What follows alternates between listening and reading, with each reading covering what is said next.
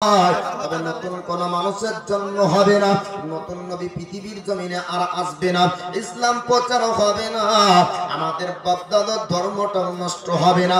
তার জন্য একটা দল বেঁধে আব্দুল্লাহকে মারার জন্য জঙ্গল আপনার প্রবেশ করলো। আমার আল্লাহ জঙ্গলের চতুষ্পর জানোয়ার, হিংস্র জানোয়ারদেরকে আল্লাহ পাক বললেন, ওরে বাগরে, আমি আল্লাহ তোদেরকে শক্তি দিয়েছি, আমি আল্লাহ তোদেরকে পাওয়ার দিয়েছি, যা যা আমার হাবিবের পিতা আব্দুল্লাহকে মারার জন্য তারা জঙ্গল প্রবেশ করেছে, তোরা তাদের উপর ঝাঁপিয়ে পড়, আমি আল্লাহ তোদেরকে হুকুম করি। আমার আল্লাহর হুকুমে চতুষ্পর জানোয়ার বাঘ ভাল্লুক তারা ঝাঁপিয়ে পড়লো একদল ইহুদি নাসারাদের উপরে। তারা জান বাঁচানোর জন্য পালিয়ে যায়।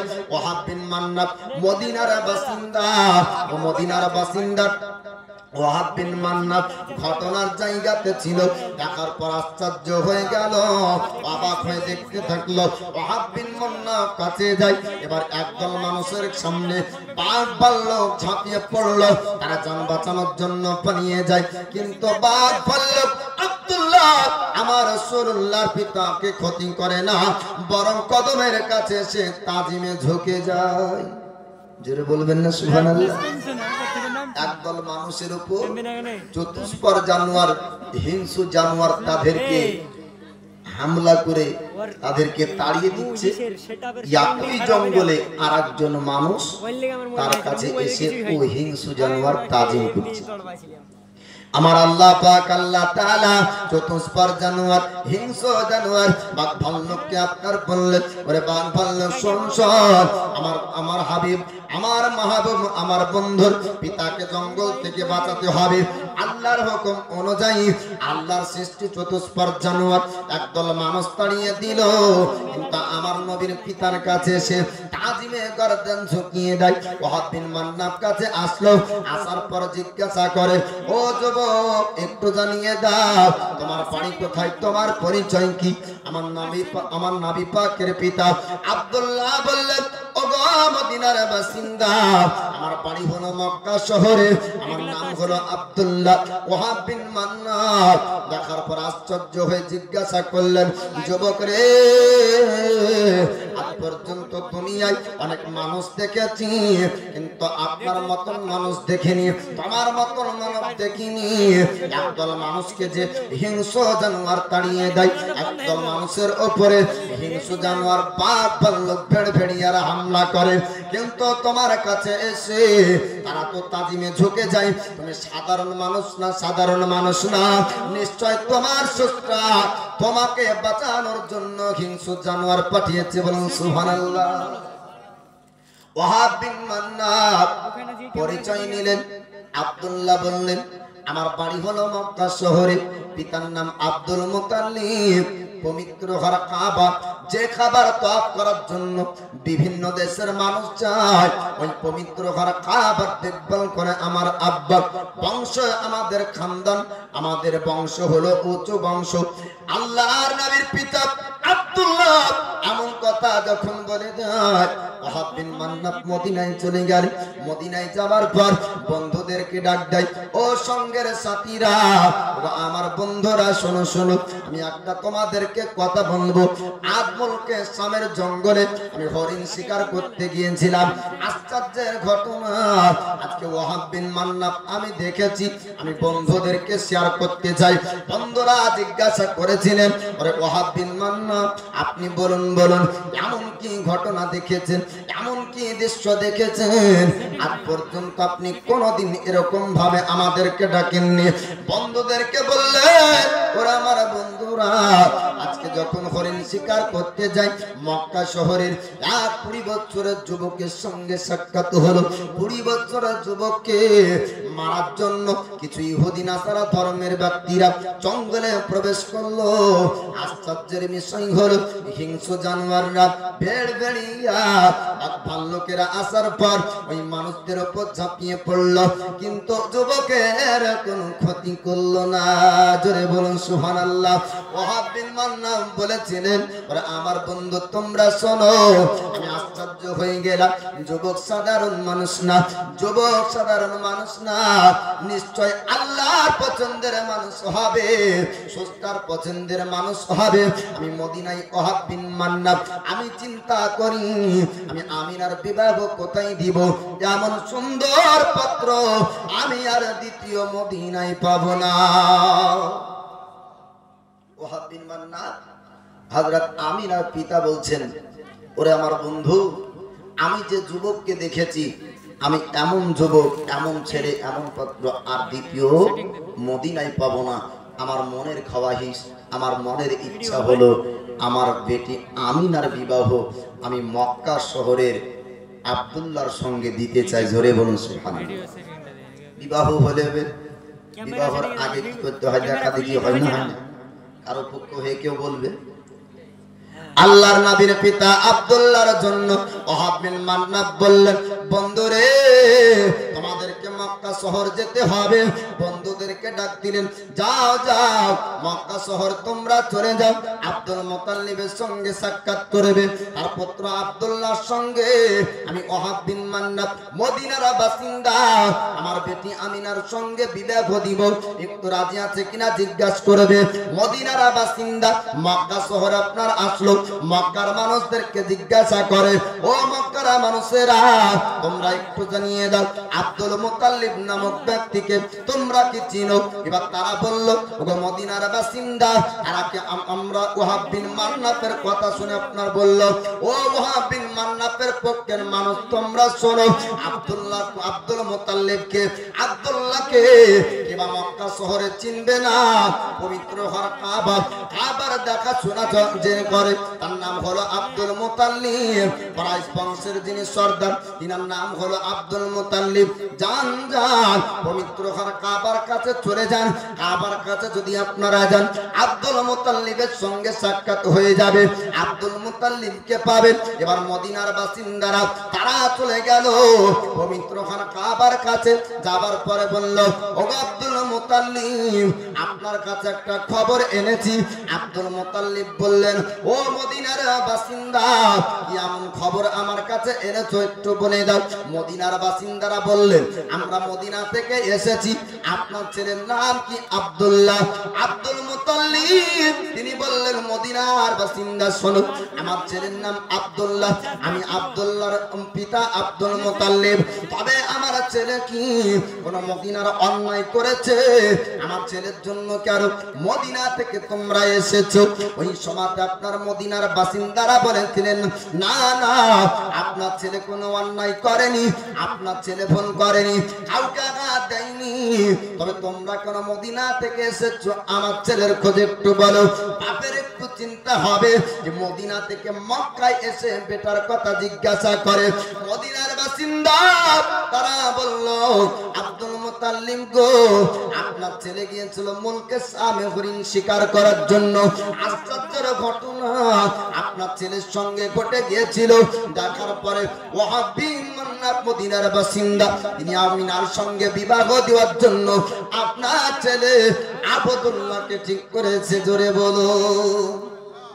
আব্দুল মুতাল্লিব তিনি জিজ্ঞাসা করলেন, ওগো মদিনার বাসিন্দারা সত্য কথা বলো আমিনার আখলাক চরিত্র সম্পর্কে।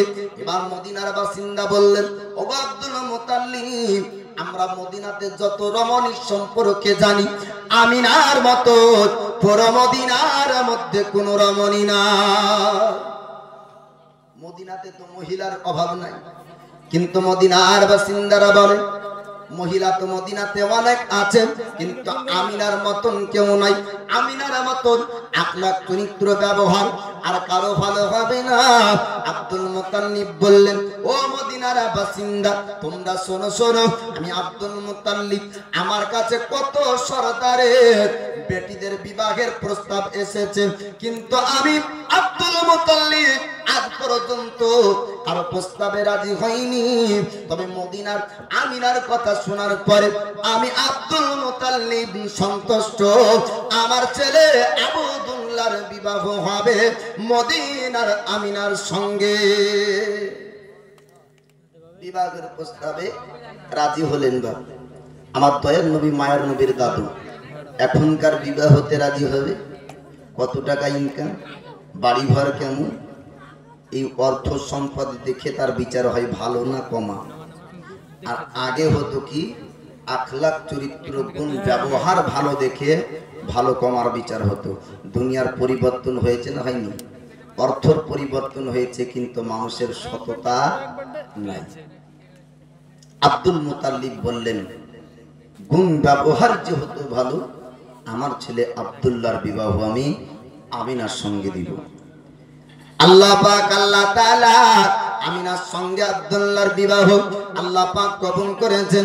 এবার আপনার বিবাহ দিন হলো, আব্দুল্লাহর সঙ্গে হযরত আমিনার আপনার বিবাহ সম্পন্ন হয়ে যায়। আবার দয়ার নবী মায়ার নবীর পিতা হযরত আব্দুল্লাহ নবী পাক পৃথিবীতে আসেন নাই, জন্মের আগে পিতার ইন্তেকাল হয়েছিল। আব্দুল মুতাল্লিব আব্দুল্লাহকে এত ভালোবাসতেন, কোনদিন ব্যবসা বাণিজ্যের জন্য বাইরে যেতে দিতেন না। আব্দুল্লাহর বিবাহ হওয়ার পরে হযরত আব্দুল্লাহ তিনি আপনার বললেন আব্বাজান আমি কি বাইরে এবার কাজ করতে যাব, ব্যবসা করতে যাব? আব্দুল মুতাল্লিব বললেন বেটা যাও। এবার আব্দুল মুতাল্লিব তিনি মনকে সাম ব্যবসায় গিয়েছিলেন, কিন্তু ব্যবসা থেকে বাড়ি পর্যন্ত আপনার ফিরতে পারেননি। আমার আল্লাহ পাক তিনার আপনার আব্দুল্লাহর কাছ থেকে আমিনার গর্ভে তিনার হাবিবের নূর দিয়েছিলেন। জোরে বলুন সুবহানাল্লাহ। হযরত আব্দুল্লাহকে দেখার পরে যে রমণীরা বিবাহ করতে চাইতো, কিন্তু হযরত আমিনার গর্ভে আমার নবী পাকের নূর আসার পর আর কোন ব্যক্তি রমণীরা তাকাতো না। আব্দুল্লাহ আশ্চর্য হয়ে যেত, অবাক হয়ে যেত। আব্দুল মুতাল্লিব আপনার বুদ্ধিজীবী ব্যক্তি ছিলেন, জ্ঞানী ব্যক্তি ছিলেন। আব্দুল্লাহ জিজ্ঞাসা করতেন আব্বা গো আচ্ছা একটা কথা জিজ্ঞাসা করতে চাই। আমি আব্দুল্লাহ মক্কা শহরের গলি যখন পার হতাম, রমণীরা আমাকে পাহাড়ের উঁচুতে উঁচুতে জায়গাতে দাঁড়িয়ে দেখতো। আব্বা একটু বলুন বলুন, গলি থেকে যে রমণীরা উকি মারত, আজকে সে সমস্ত রমণীরা আমার দিকে তাকাই না। আব্দুল মুতাল্লিব তিনি বলেছিলেন বেটা আব্দুল্লাহ শোনো, তোমার চেহারাতে একটা আলো আসতো, একটা নূর চমকাতো, তোমার চেহারা থেকে আলো বের হয়ে আসতো, কিন্তু আলো নাই, আর ওই রশ্মি তোমার মধ্যে নাই, ওই জ্যোতি তোমার মধ্যে নাই। আব্দুল্লাহ বললেন আব্বা জান আমার জ্যোতি কোথায় গেল? আব্দুল মুতাল্লিব বলেন বেটা রে ও জ্যোতি এখন আমিনার পেটে। জোরে বলো। আব্দুল্লাহ তিনি ব্যবসাতে যখন যাই, ব্যবসা থেকে বাড়ি ফিরেন না, একটা অসুখ হয়েছিল। তখন মোবাইল ফোন ছিল না যে ফোন করে আপনার জানাবেন। আব্দুল মুতাল্লিবের কাছে একটা চিঠি আপনার হাতে লিখে আব্দুল্লাহ পাঠিয়ে দেয় অসুখের খবর। আব্বা যখন আপনার শুনলো, বড় বেটার নাম হারিস ছিল, হারিসকে বলল আব্দুল মুতাল্লিব বেটা হারিস তোমার ভাই আব্দুল্লাহ অসুস্থ অবস্থায় আছে, বাড়িতে তাকে সই সালামত আনতে হবে। আমার মানুষ আপনার পাঠিয়ে দেয়, কিন্তু না না বাড়ি পর্যন্ত আসতে পেরেছিল না। আব্দুল্লাহর ইন্তেকাল হওয়ার পর রাস্তায় দাফন হয়ে যায়। খালি ঘোড়া তুলদোল বাড়িতে আপনার চলে আসে। হযরত আমিনা লক্ষ্য করে তাকিয়ে দেখেন ঘোড়ার মধ্যে সবারই না। আশ্চর্যের কথা, আল্লাহ নবী হাবিবুল্লাহ পৃথিবীতে আসার পূর্বে আপনার আব্দুল্লাহ অর্থাৎ পিতার ইন্তেকাল হয়েছিল, কিন্তু তবু নবীকে ইয়াতিম বলা চলে না। জোরে বলুন। আপনাদের আমাদের ঘরে যদি বাপ হারা মা হারা সন্তান থাকে তো কি বলে? এতিম। কিন্তু নবীর জন্য এতিম বলা, নবীর জন্য এতিম বলা চলে না। আপনি আমি ছাগল চড়াতে যাই তো আমাদেরকে বলবে রাখাল, কিন্তু নবী ছাগল চড়ানো নি, নবীকে রাখাল বলা কি হারাম। নবী ময়দান ভ্রমণ করতেন, তো নবীদের জন্য সম্মানের সহিত আদবের সহিত নাম ব্যবহার করতে হবে নাকি? আর মুসলমান যদি হইয়া যদি নবীকে রাখাল বলে, ইয়েতিম বলে তো চলবে? এগুলো বলা হারাম আছে। তো দয়ার নবী মায়ার নবী তিনি দুনিয়াতে আসার আগে তিনার পিতার ইন্তেকাল হয়েছিল, কিন্তু নবীকে এতিম বলা চলে না। নবী দোজাহানের বাদশা, জুড়ে বলুন সুবহানাল্লাহ। আল্লাহর নবী হাবিবুল্লাহ পৃথিবীতে আসেন নাই। হযরত আমিনার গর্ভে 55 দিন পূর্বের একটি ঘটনা। নবীর জন্মের পরে টানাটান ওয়াজ শুনবেন, তবে নবীর অসংখ্য ক্ষমতার মধ্যে আল্লাহ পাক এটি একটি ক্ষমতা দিয়েছেন যে নবী অতীতে যা ঘটেছিল ওর খবর আমার নবী জানতেন। জোরে বলুন সুবহানাল্লাহ। ভবিষ্যৎ যা ঘটবে ওটা তো জানতেনই, অতীতে যা ঘটে গিয়েছিল ওটাও নবী জানতেন। সূরা ফিল, আসহাবে ফিলের ঘটনা আল্লাহ পাক পবিত্র কোরআনে জানিয়ে দিয়েছেন। হাবিব আপনি কি দেখেননি আমি আল্লাহ ও আবাবিল পাখির দ্বারাতে হাতি বাহিনীদের কি অবস্থা করেছিলাম? জোরে বলুন সুবহানাল্লাহ। তো নবী আমার দুনিয়াতে আসেন নাই, পিতা তো ইন্তেকাল হয়েছে, নবী আমার দুনিয়াতে আসবে হযরত আমিনার কাছ থেকে। এবার আপনারা ঘটনা শুনবেন, তবে শুনুন। হযরত তিনি পবিত্র ঘর কাবার মুতাল্লিম। ওই সময়তে একটা জালিম বাদশা ছিল, তার নাম হলো আবরাহা। তার নাম কি বললাম? আবরাহা। এই আবরাহা বাদশা আমাদের পবিত্র ঘর কাবা ভাঙতে চেয়েছিল। হযরত আব্দুল মুতাল্লিবের দ্বারাতে আল্লাহর কাছে দোয়া করে, দোয়ার বা বরকতে এই পবিত্র ঘর কাবার হেফাজত হয়েছে। এই কাবা বাঁচলো, কাবার হেফাজত হলো আবাবিলের দ্বারাতে। তার 55 দিন অতিবাহিত হয়ে যাওয়ার পরে আমিনার গর্ভে থেকে নবী আসলেন দুনিয়ায়। 40 বছর বয়স পূর্ণ হলো, দিয়ে নবীর উপর আয়াত অবতীর্ণ হতে শুরু হয়। 23 বছর ধরে কোরআন নাজিল। আল্লাহ তখন বলছেন হাবিব আপনি দেখেননি? ঘটনা শুনবেন, তবে এটা বুঝেন আগে। আল্লাহ বলছেন হাবিব আপনি দেখেননি আমি আবাবিলের দ্বারাতে হাতি বাহিনীদের কি অবস্থা করেছিলাম? অথচ নবী তখন আমিনার গর্ভে থেকে আসেনি। এখান থেকে পরিষ্কার বোঝা যায় আব্দুল্লাহ ও আমিনা এটা তো কেবল দুনিয়ার মানুষের কাছে মাধ্যম ছিল, কিন্তু সৃষ্টি জগতে সর্বপ্রথম আমার আল্লাহ আমার নবীকে সৃষ্টি করেছেন। বলুন সুবহানাল্লাহ। নবীর পরে সব সৃষ্টি। ও আবরাহার ঘটনা, আবাবিল পাখির ঘটনা, ও কাবার ঘটনা সব আমার নবীর সামনেই হয়েছে। বলুন সুবহানাল্লাহ। তো ওটা হলো হাকিকাত, ওটা হলো বাস্তব। তো এই আবরাহা বাদশার কাছ থেকে কিভাবে কাবাটা বাঁচলো ওটা শুনবেন, দিয়ে নবীর জন্মের ঘটনা শুনতে পাবেন। আল্লাহ পাক আল্লাহ তাআলা পবিত্র ঘর আপনার কাবা বাঁচিয়েছিলেন আবাবিল পাখির দ্বারাতে। তবে আপনারা আশ্চর্য আপনারা হবেন যে আবাবিল পাখির দ্বারাতে পবিত্র ঘর কাবা বাঁচলো। আবাবিল পাখি বল্লম চালাতে পারবে না, তরবারি চালাতে পারবে না, তবে কিভাবে যুদ্ধ করলো? কেন বা যুদ্ধ করতে হলো? কাবার উপর হামলা কেন বা আবরাহা করবে? কাবার উপর হামলা কেনই বা করবে? কাবা তো তার পূর্বে থেকে ছিল, কেউ তো হামলা করতে চায়। আবরাহা বাদশা কেন হামলা করতে চেয়েছিল একটু আপনারা শুনুন বাবা, শুনুন। পবিত্র ঘর কাবাকে আপনার সবাই ইজ্জত করত। পবিত্র ঘর কাবাকে জিয়ারত করার জন্য বিভিন্ন দেশের মানুষ তারা তওয়াফ করতে আসতো। এবার মুলকে শামের মানুষ তারাও কাবা তওয়াফ করতে আসতো। মুলকে শামের মানুষরা যাওয়ার পর আপনার বলেছিল বাদশা আবরাহাকে, বাদশা আবরাহাকে বলল ওগো বাদশা আবরাহা আমরা পবিত্র ঘর কাবা জিয়ারত করতে যাই, কাবার তওয়াফ করি। ওই জায়গাতে যাওয়ার পর দেখা যায় বিভিন্ন দেশের নাগরিক, বিভিন্ন দেশের বাসিন্দা ওই মক্কা শহরে যায় কাবার তওয়াফ করার জন্য। মক্কার ইজ্জত বেড়ে যায়, মক্কার সম্মান বেড়ে যায়। আমরা যদি ইয়ামান দেশে যদি একটা গির্জা ঘর বানাই, ইয়ামান দেশের বাসিন্দা তারা বলল যদি আমরা ইয়ামান দেশে একটা গির্জা ঘর বানাই, গির্জার জিয়ারত করতে আসবে, আমাদের ইবাদতখানার ঘর জিয়ারত করতে আসবে, ইয়ামান দেশের বাসিন্দার আবেদন হলো আপনার ব্যবসার উপরে আপনি একটা সুন্দর করে গির্জাঘর বানান, যে গির্জাঘরের জন্য ইয়ামানের সম্মান বাড়বে, আবার ইজ্জত কমে যাবে, মক্কার সম্মান কমে যাবে। এরকম মানে চিন্তা নিয়ে আব্রাহা বাদশাহকে বলল, আব্রাহা বাদশাহ ইয়ামান দেশের বাসিন্দাদেরকে বলল, ওই ইয়ামান দেশের বাসিন্দারা তোমরা একটা গির্জাঘর বানাতে চাও, তবে যত লেবারের প্রয়োজন হবে তাদের সবাইকে জানিয়ে দাও, দামি দামি পাথর দিয়ে আমি একটা গির্জাঘর বানিয়ে দিব, ঈসাই ধর্মের ইবাদতখানা বানাবো, ঈসাই ধর্মের ইবাদতখানা আমি তোমাদেরকে তৈরি করে দিব।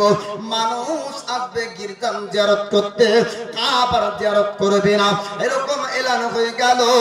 এবার দেশের নাগরিক, দেশের বাসিন্দারা বাদশার আপনার রাজার হুকুম পালন করার জন্য তারা সবাই দামি দামি পাথর আনতে শুরু করলো, গির্জাঘর বানানো হলো।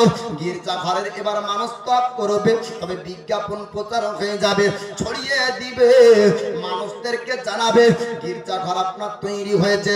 বিভিন্ন দেশে খবর ছড়িয়ে দিল, ইয়ামান দেশের বাসিন্দারা, ইয়ামান দেশের রাজা আব্রাহা একটা সুন্দর ঘর বানিয়েছে, গির্জাঘর একটা তৈরি করা হয়েছে, মানুষ এবার গির্জা তওয়াফ করবে।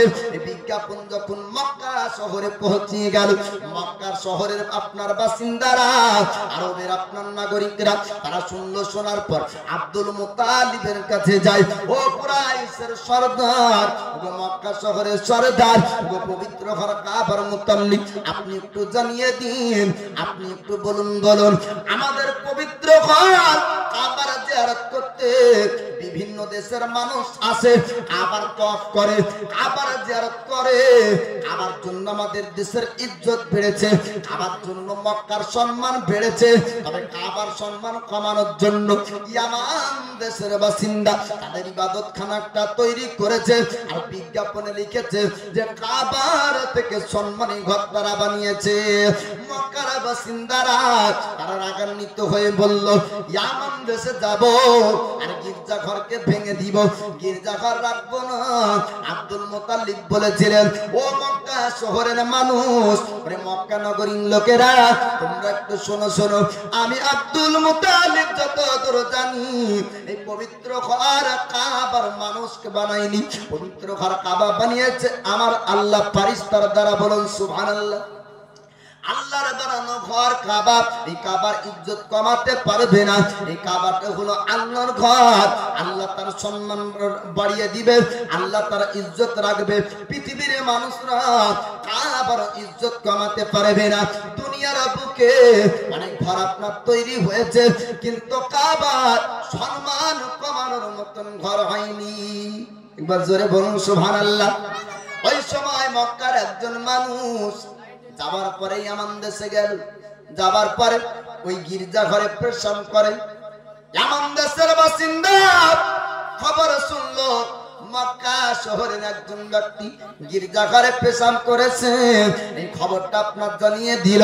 ইয়ামান দেশের বাদশা আব্রাহাকে ডাক দিয়ে বলল, ওগো বাদশা আব্রাহা, আপনি কি শুনেননি মক্কা শহরের একজন ব্যক্তি আমাদের গির্জাঘর ইবাদতখানায় পেশাব করেছে, এর বদলা আমরা নিতে চাই। আব্রাহা বাদশা রেগে গেল, রেগে যাওয়ার পর বলল, ও আমার দেশের বাসিন্দা, ও আমার সেনাবাহিনীরা, তোমরা শোনো, হাতি বাহিনীদেরকে তোমরা ডাক দাও, ঘোড়া বাহিনীদেরকে তোমরা ডাক দাও, আমরা মক্কা শহর যাব, পবিত্র ঘর কাবা রাখবো না, কাবা ভেঙে দিব, কাবার সম্মান তো কমে যাবে, কাবার ইজ্জত কমে যাবে, কাবাকে জমিনে রাখবো না। আমাদের ইবাদত খানায় পেশাব করেছে, বদলা নেওয়ার জন্য ইয়ামান দেশের বাসিন্দা তারা সবাই চলে আসতে লাগলো। নাগরিকরা, ইয়ামান দেশের নাগরিক খেপে গেল। আব্রাহা বাদশা বলল, ওরে ইয়ামান দেশের মানুষ, তোমরা চিন্তা করো না, ওই পবিত্র ঘর কাবা আমি রাখবো না। কিন্তু আব্রাহা জানে না, বল্লম দিয়ে আল্লাহর সঙ্গে যুদ্ধ করা যায় না, তীর দিয়ে আল্লাহর সঙ্গে যুদ্ধ করা যায় না, বম দিয়ে আল্লাহর সঙ্গে যুদ্ধ করা যায় না, পিস্তল দিয়ে আল্লাহর সঙ্গে যুদ্ধ করা যায় না। আমার আল্লাহ আবাবিল পাখির দ্বারা আপনার আবরাহার সঙ্গে যুদ্ধ করবেন। আবরাহা আপনার বাদশা সেনাবাহিনীদেরকে নিয়ে পবিত্র ঘর কাবার কাছে আসে। মক্কা শহরে আপনার আসার পরে একটা আলোচনা করলো, আমার সেনাবাহিনী তোমরা শোনো শোনো, কাবার উপর প্রথম হামলা হবে না, প্রথমে মক্কা শহরের মানুষদের মাল চিনিয়ে নাও। আব্দুল মুতাল্লিবের উটনি গুলা আছে চিন্তাই করে নাও, চিনিয়ে নাও।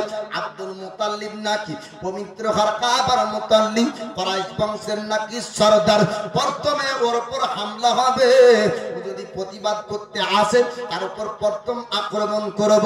পরক্ষণে কাবার হিফাজত করার কেউ থাকবে না, কাবা বাঁচানোর কেউ থাকবে না, তার জন্য প্রথম মানুষের উপর আক্রমণ হবে, পরক্ষণে কাবার উপর হবে।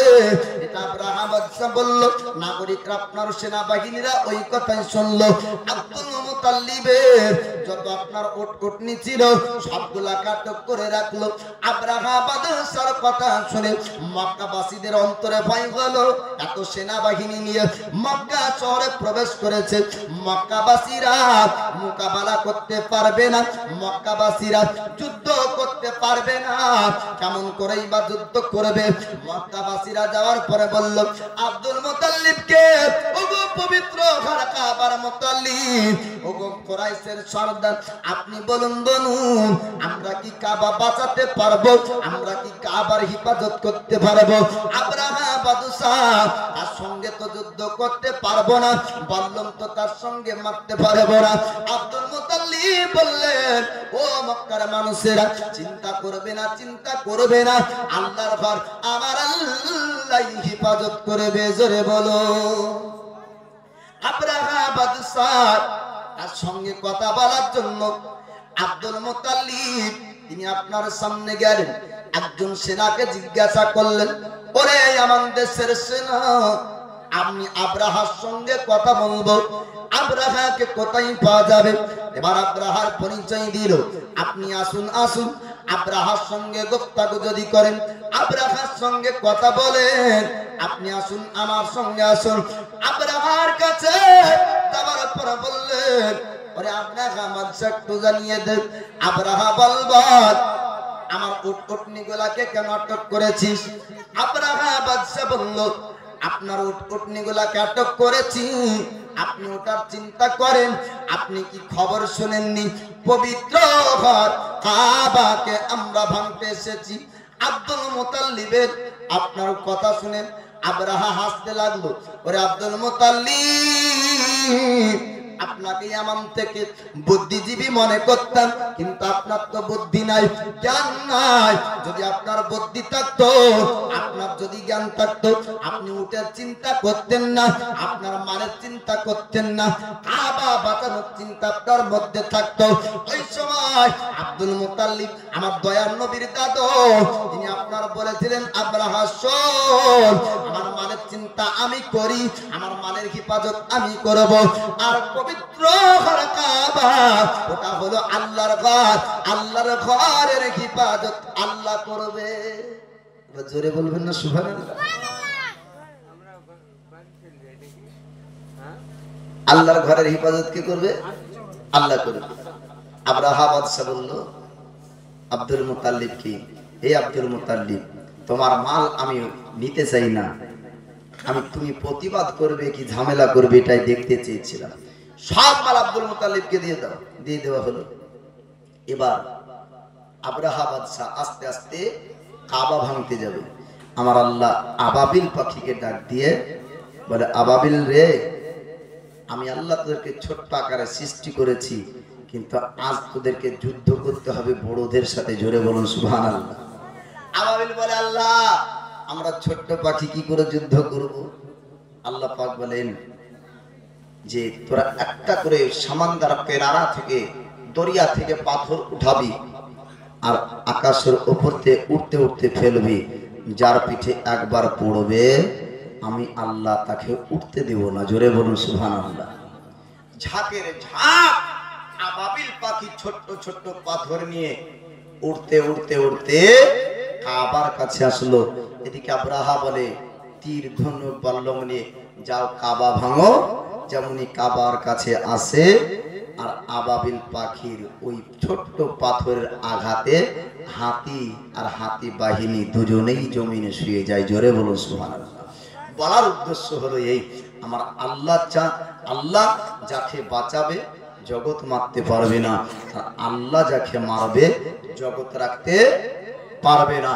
তবে এই ঘটনা ঘটে যাওয়ার কথা আমার আল্লাহ পবিত্র কোরআনে দয়ার নবী মায়ার নবীকে বলেন। বলতে তো এমন করে পারতেন, আল্লাহ হাবিব আমি এরকম ভাবে আবাবিলের দ্বারা কাবা বাঁচিয়েছিলাম, কিন্তু আল্লাহ বলছেন হাবিব আপনি দেখেননি আমি আল্লাহ কেমন করে বাঁচিয়েছিলাম। এখান থেকে বোঝা যায় আমার আল্লাহ জানেন, আমার আল্লাহ ও শক্তি ক্ষমতা পাওয়ার নবীকে দিয়েছেন, যেটা নবীর পূর্বে ঘটে গিয়েছিল ওটাও নবী জানতেন। বলুন সুবহানাল্লাহ। এবার নবী আসার পূর্বে হযরত আমিনার মুখের জবান শুনুন আর নবীর জন্মের কথা শুনবেন। আল্লাহ পাক আল্লাহ তাআলা তিনার বন্ধকে আপনার পৃথিবীর জমিনে আপনার দিবেন, যেমন সূর্য ওঠার আগে আকাশে আপনার রশ্মি আলো পাওয়া যায়, আলামত বোঝা যায় যে সূর্য উঠবে সকাল হয়ে গিয়েছে। ওই রকম আল্লাহর হাবিব আপনার পৃথিবীর জমিনে আসবে, আলামতগুলো আপনার শুনুন শুনুন।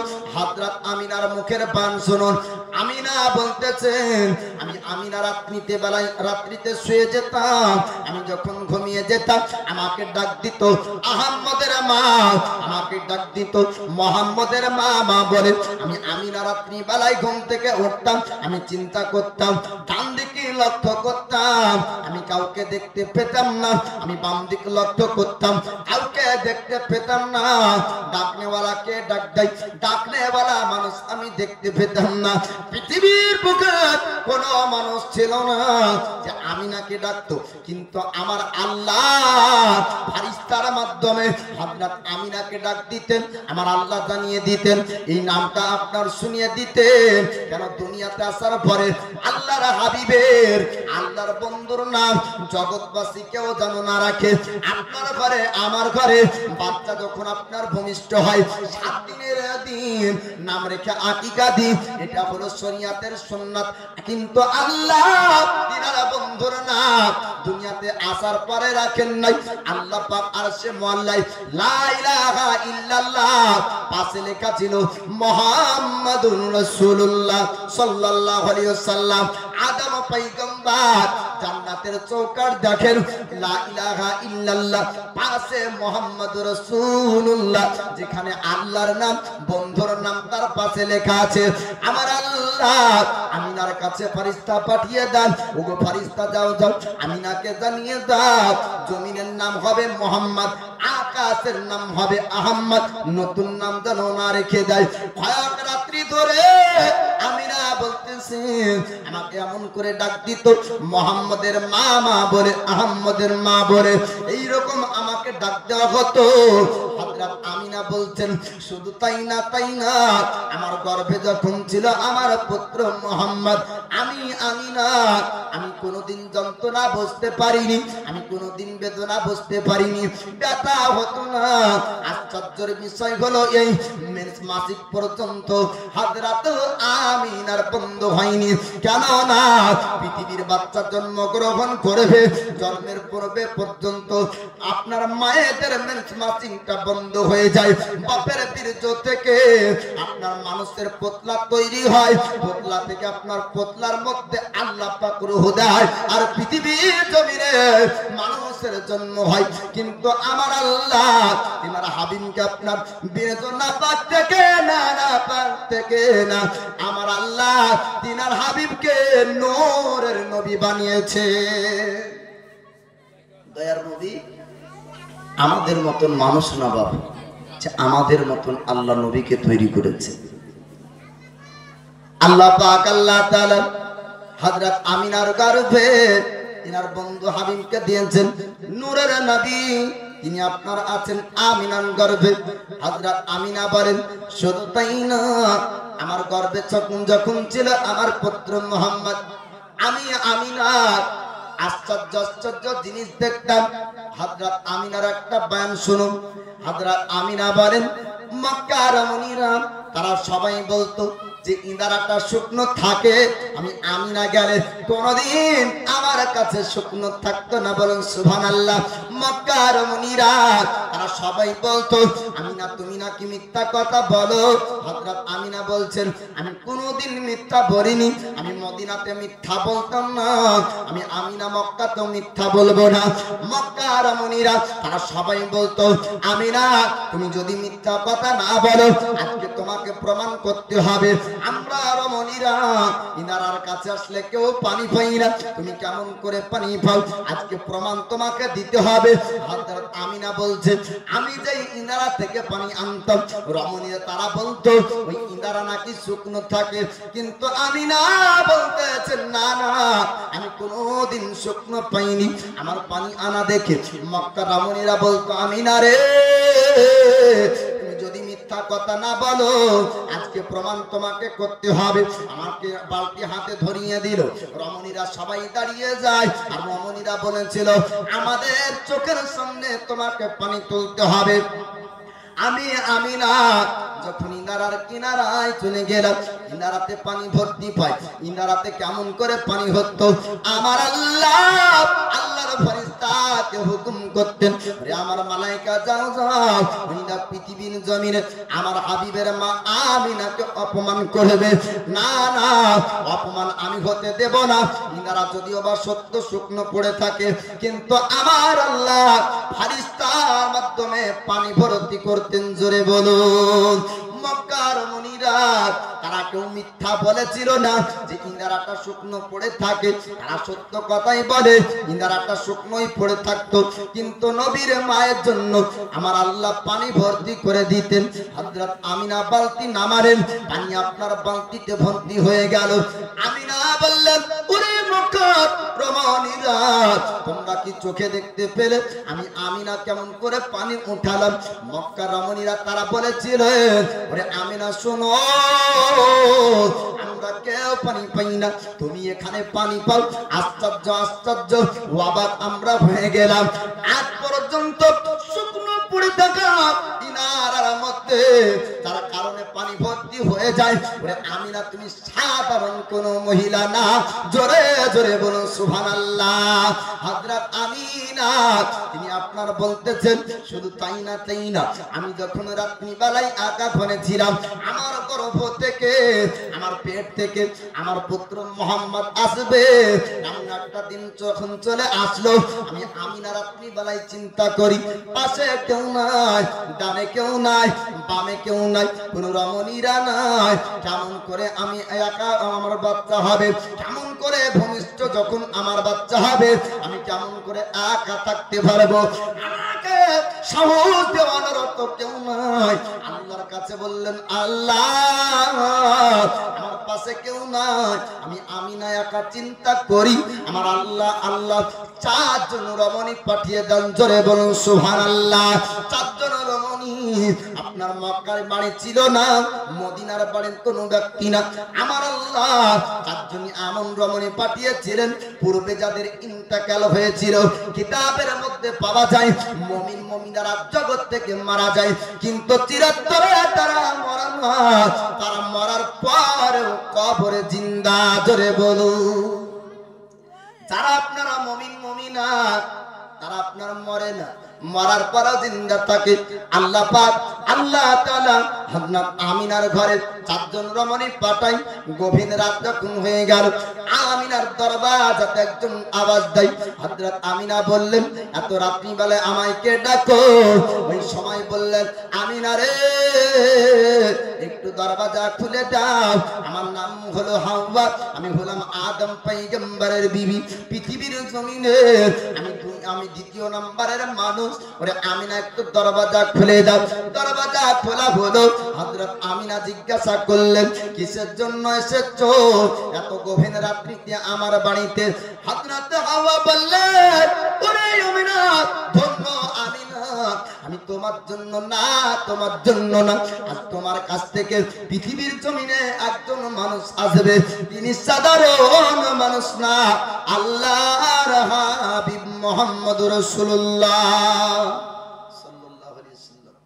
ওরে আমিনা, আমাকে আল্লাহ পাঠিয়েছে তোমার ঘরে, তবে এমনি আসেনি, দাওয়াত খেতে আসেনি, আমার আল্লাহ পাঠিয়েছে তিনার বন্ধুর জন্য। জোরে বলুন সুবহানাল্লাহ। দাইমা স্বরূপ পাঠিয়েছেন আল্লাহ আমাকে তোমার ঘরে। হযরত আমিনা বললেন ঘরের মধ্যে আসেন। এবার নবীর জন্মের কথা আপনারা শুনবেন বাবা।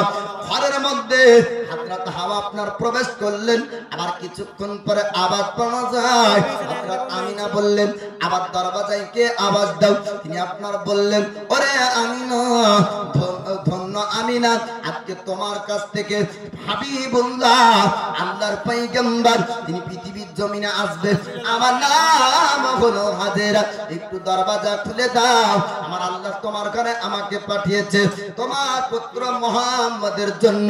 দরজা খোলা হলো, প্রবেশ করলেন। আরেকজন ব্যক্তি আসলেন, নাম তার আপনার আসিয়া। আরেকজন আসলেন, নাম তার রহিমা। চারজন রমণী আপনার ঘরের মধ্যে প্রবেশ করলেন। রাত আস্তে আস্তে আপনার গভীরে চলে যায়। রাত আপনার শেষ হবে, দিন আপনার শুরু হবে। পৃথিবীর জমিনে সুবহে সাদিকে আল্লাহর হাবিব আসবে, দো জাহানের বাদশা। জোরে বলো আল্লাহ পাক আল্লাহ তাআলা তিনার হাবিবকে না রাতে না দিনে সুবহে সাদিকের সময় আল্লাহ পাক দুনিয়ার বুকে তিনার হাবিবকে পাঠিয়েছে। আল্লাহর নবী পৃথিবীর জমিনে যখন আসলেন তো হযরত আমিনার ঘর অন্ধকার। হযরত আমিনার ঘর অন্ধকার। আপনার নূরের নবী আসছেন, দোজাহানের বাদশা, তিনি আপনার পৃথিবীর জমিনে আসলেন। ঘর আপনার আলো হয়ে গেল। হযরত হাজেরা অবাক হয়ে বললেন ওরে আমিনা, একটু তুমি জানিয়ে দাও, তুমি কি চারাক জানিয়েছো? তুমি কি মোমবাতি জানিয়েছো? তুমি কি রোশনির ব্যবস্থা করেছো? হযরত আমিনা বললেন না না, আমি তো কোনো ব্যবস্থা করিনি। তবে তোমার ঘরের অন্ধকার কেমন করে দূর হলো? অন্ধকার কেমন করে হটে গেল? আলো কেমন করে হলো একটু বলো। আমিনা বললেন ওরে হাজেরা, আমার পুত্র মুহাম্মদকে একটু লক্ষ্য করে তুমি দেখো, আমার বেটার চেহারা একটু লক্ষ্য করে দেখো। হযরত হাজেরা আল্লাহর নবী হাবিবুল্লাহ চেহারা দেখলেন। দেখার পর বললেন আমিনা রে, আজ পর্যন্ত হাজেরা পৃথিবীতে কত বাচ্চা দেখেছে, কিন্তু তোমার পুত্র মুহাম্মদের মতন চেহারা হাজেরা আজ পর্যন্ত কাউকে দেখেনি। জোরে বলো। হযরত আমিনা এবার একবার তিনার পুত্র দয়াল নবীকে দেখেন, একবার দরজার দিকে লক্ষ্য করেন। হযরত হাজেরা বললেন আমিনা, তুমি একবার তোমার পুত্র দেখো আর একবার দরজার দিকে লক্ষ্য করো, কারণ বুঝতে পারলাম না। আমার নবী পাকের মা আমিনা তিনি বললেন হাজেরা, আমার পুত্র মুহাম্মদের চেহারা থেকে একটা আলো বের হয়ে যায়, আলোটা দরজা দিয়ে বাইরে চলে যায়। আলোটা কত দূর পর্যন্ত যায় আমি আমিনা লক্ষ্য করলাম। আমি দরজার বাইরের দিকে দেখি, ওই আলোটা যেতে যেতে বুসরার বাজার পাহাড় পর্যন্ত দেখা যায়। এবার জোরে বলবেন না সুবহানাল্লাহ। কারণ বাচ্চা যতই সুন্দর ফর্সা হোক না কেন, অন্ধকার দূর করতে পারবে না নাকি? কিন্তু আমার নবীর চেহারার আলোতে অন্ধকার দূর হয়ে যায় এবং নবীর চেহারার আলোতে এক জায়গা থেকে আরেক জায়গায় আলো চলে যায়। বলে সুবহানাল্লাহ। এগুলো আমার আল্লাহ পাক আল্লাহ তাআলা তিনার হাবিবকে এমন রূপ চেহারা। হযরত আমিনা বললেন হাজেরা, এই আমার বেটার আমার পুত্র চেহারার আলোটা আমি আমিনা লক্ষ্য করে দেখি। এবার একবার আসিয়া বলে আমিনা, তোমার পুত্রকে আমাকে দাও। একবার রহিমা বলে তোমার পুত্র আমাকে দাও। একবার হাজেরা কোলে লাই। আমিনা বললেন ওরে হাজেরা, তোমরা এরকম করে আমার পুত্র মুহাম্মদকে নেওয়া নিয়ে করো না, একটা জায়গায় তোমরা রাখো, সবাই মিলে দেখো। আর আপনার বলেছিলেন আমিনা রে, আমরা বহু বাচ্চা দেখেছি, অনেক মানুষ দেখেছি, তবে এমন সুন্দর মানুষ দেখতে পাইনি। তোমার পুত্রকে আমরা একটু কোলে নিতে চাই। আমিনা বললেন একটা জায়গায় রেখে দাও। আল্লাহর হাবিবকে এক জায়গায় রাখা হলো। আমার নবীজি আপনার দুই হাতকে টানলেন, দুই পাকে আপনার জড় করলেন। আপনার সাজদায় চলে যায়। একদিনের পয়গম্বর, একদিন আপনার নবী, তিনি আপনার আল্লাহর কাছে দোয়া করতে লাগলেন। কান্নার আওয়াজ আসে, ইয়া রাব্বি হাবলি উম্মতি, ইয়া রাব্বি হাবলি উম্মতি। পৃথিবীর বাচ্চা জন্মগ্রহণ করে, মায়েদেরকে জিজ্ঞাসা করবেন, তারা তো কান্না করে, তবে কান্নার কারণ কি কেউ বলতে পারবে? কোন মা কান্নার কারণ বলতে পারবে না। আমার দয়ার নবী কান্নার কারণ বুঝতে পারা গিয়েছে, তিনার জন্য না, তিনার জন্য না, আল্লাহর নবী কেঁদেছেন উম্মতের জন্য। নবী কার জন্য কেঁদেছেন?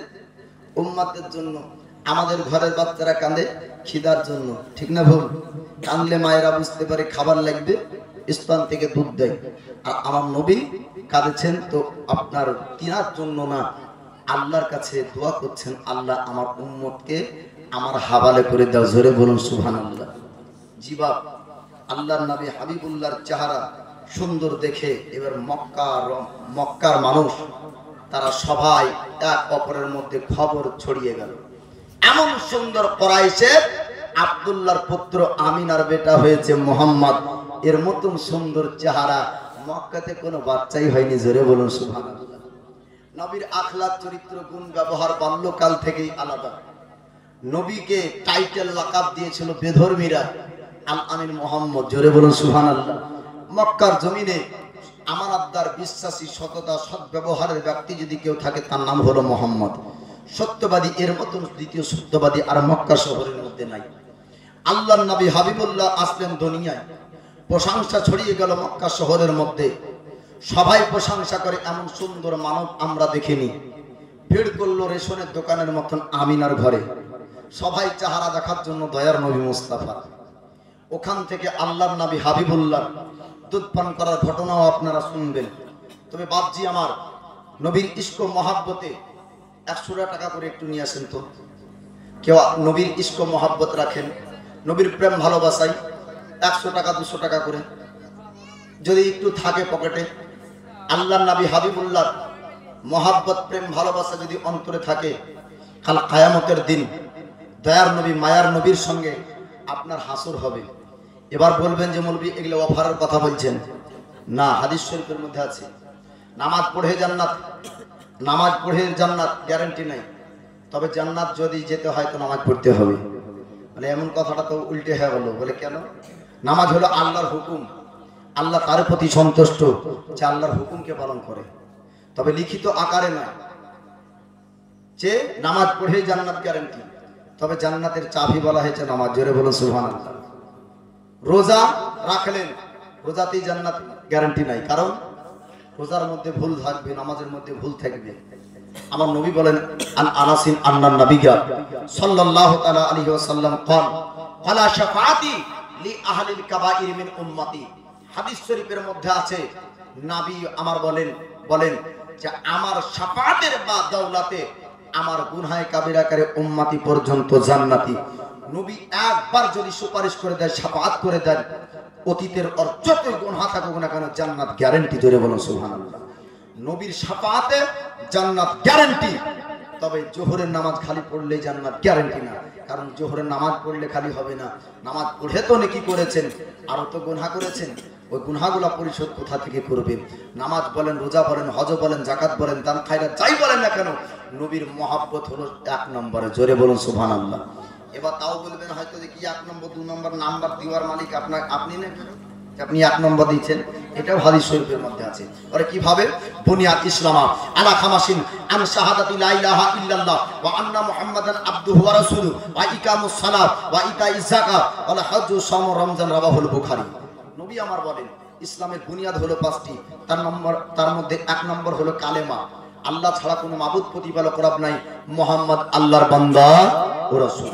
এর উপর বিশ্বাস রাখা দিন ইসলামের 1 নম্বর খুঁটি। তারপরে নামাজ, তারপরে যাকাত, তারপরে আপনার হজ, তারপরে রমজান মাসে রোজা রাখা। তো প্রথম খুঁটি থাকবে তো দ্বিতীয় খুঁটি থাকবে, প্রথম খুঁটি থাকবে না তো দ্বিতীয় খুঁটি থাকবে না। এ নবীর মহব্বতে আমি বলবো 100 টাকা 200 টাকা করে একটু আসেন, নবীর ইশক মহব্বতে একটু নিয়ে আসেন। মদিনার ধোলা বালি সুরমা বানাবো, সেই সুরমা চোখে দিয়ে রাসূল দেখিব। জোরে বলুন সুবহানাল্লাহ। এতক্ষণগুলা যে শুনলেন এতক্ষণ ধরে, এটা হলো ওটা হলো সেটা হলো, এরপর থেকে আর কোনো ইদিক উদিক শুনবেন না। জন্ম হলো মানে আমিনার ঘরে, এখান থেকে শুরু করে এবার পরস্পর পরস্পর নবীর বয়সের আলোচনায় শুনতে পাবেন। বাল্যকাল থেকে আরম্ভ করে নবুয়তের প্রকাশ ঘটা, মদিনার হিজরত, একবারে গোটাই ইনশাআল্লাহ শোনানোর চেষ্টা করব। সুবহানাল্লাহ, নারায়ে তাকবীর, নারায়ে রিসালাত। এখানে 100 টাকার দাতা, সুবহানাল্লাহ। 100-200 করে একটু নিয়ে আসেন। মায়েরা একটু আঁচলটা খুলবেন। নবীর মহাব্বতে নবীর বেটি হযরত ফাতিমা জাহরা, তিনার উসিলাতে আল্লাহ পাক আল্লাহ তাআলা যেন হাসর নাসর আপনার ফাতিমার সঙ্গে করুক। মায়েরা বোনেরা, হযরত ফাতিমা জাহরার কে লক্ষ্য করে ফাতিমার আশে কান যারা থাকবেন 100-200 টাকা করে একটু দিবেন।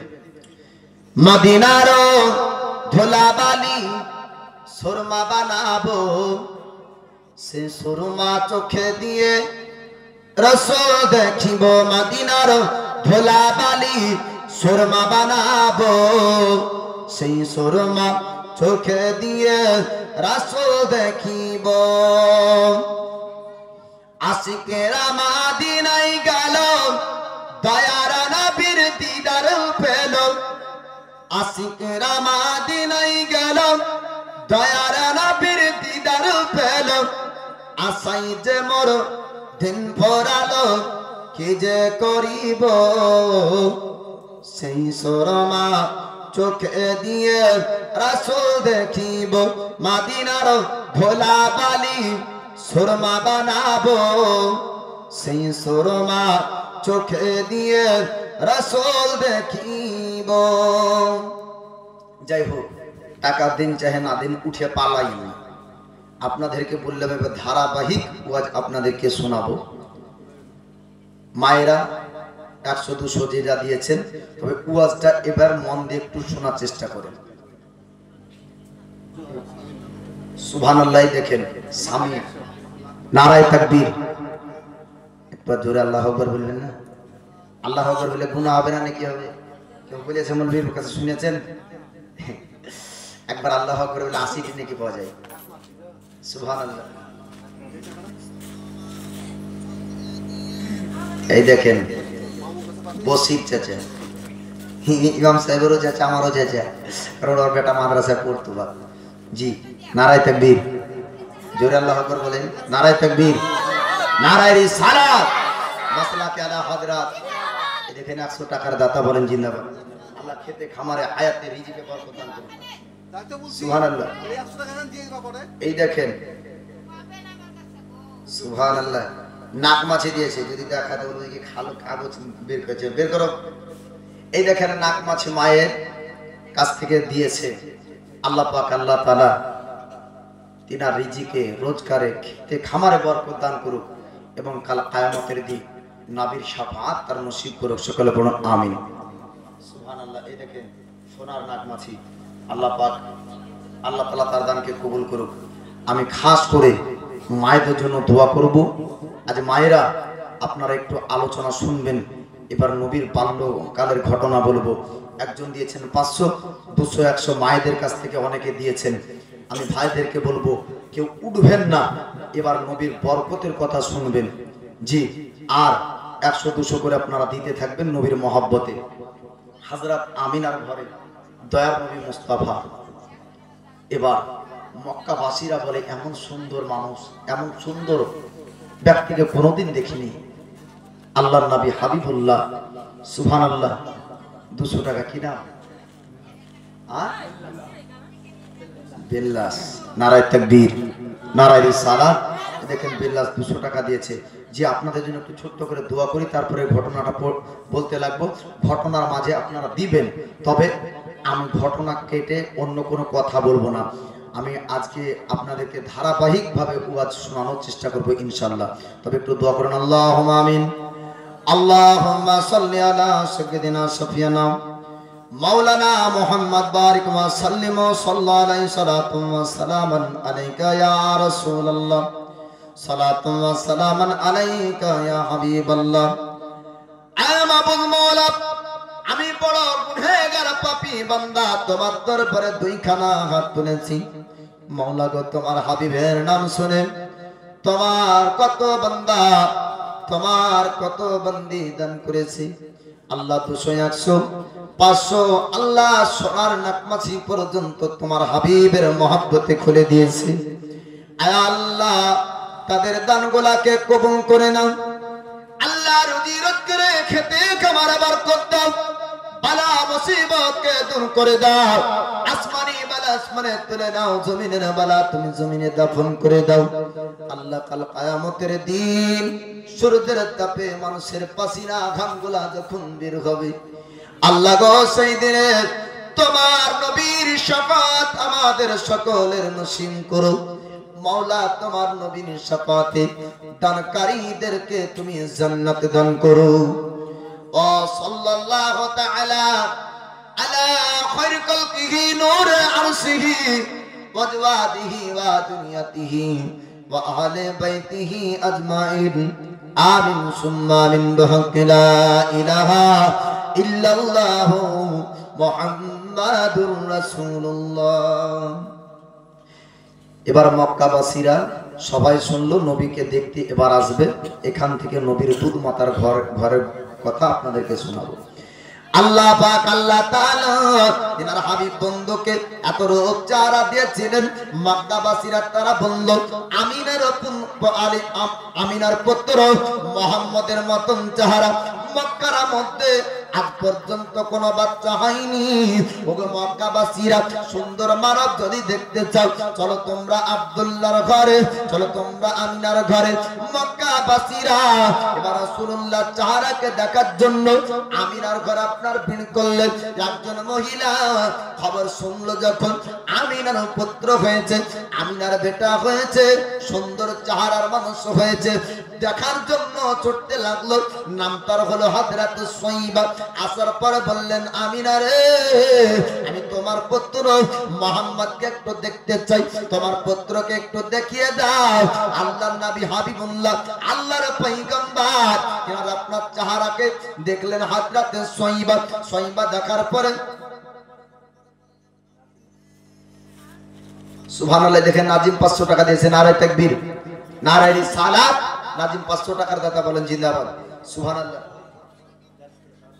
নারায়ে তাকবীর নারায়ে রিসালাত কি নাম টলিম 700 টাকার দাতা বলেন জিন্দাবাদ এখানে একটা ছোট চিরকুট খাতা রাখতে হবে আর কে হতিলে লিখে রাখতে হবে ওয়া ছাড়বো তারপরে জিজ্ঞাসা করব ঠিক আছে নালে জীবনে তো অসুবিধা হবে মানুষ শুনতেও তখন মানুষের একটা শোনার ইচ্ছাতে তারা এসেছে তারা ধারাবাহিক ওয়াজটা শুনবে আল্লাহর হাবিব আল্লাহর পয়গম্বর নাকে দেখার জন্য হযরত সুয়াইবা তিনি আপনার বললেন আমিনা রে আমি তোমার পুত্রকে দেখতে চাই একটু তোমার পুত্র দেখিয়ে দাও মক্কাবাসীরা মানুষরা তারা বলেন তোমার পুত্র নাকি এত সুন্দর চেহারার অধিকারী হয়েছে আজ পর্যন্ত মক্কাতে এমন সুন্দর মানুষ আসেনি তোমার পুত্র মুহাম্মদকে দেখতে চাই আল্লাহর হাবিব তিনার চেহারা দেখে সুয়াইবা বললেন আমিনা রে আমি সুয়াইবা আমার মনের ইচ্ছা একটু আছে তোমার পুত্র মুহাম্মদকে আমি একটু দুধ পান করাতে চাই